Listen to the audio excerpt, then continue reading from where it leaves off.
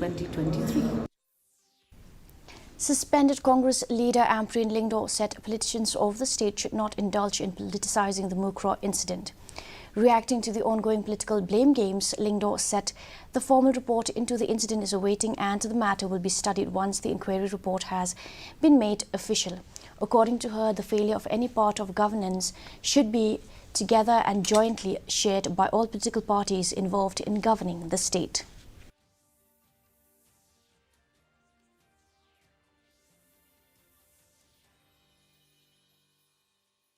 Politicians of the state of Meghalaya should not indulge in politicizing unfortunate events that have occurred in the state of Meghalaya. It is incorrect.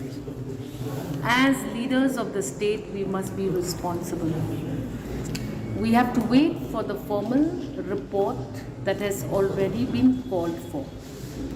Any issue that arises in the state of Meghalaya because of a failure of any part of governance should be together and jointly shared by all political parties involved in the governance in the state of Meghalaya.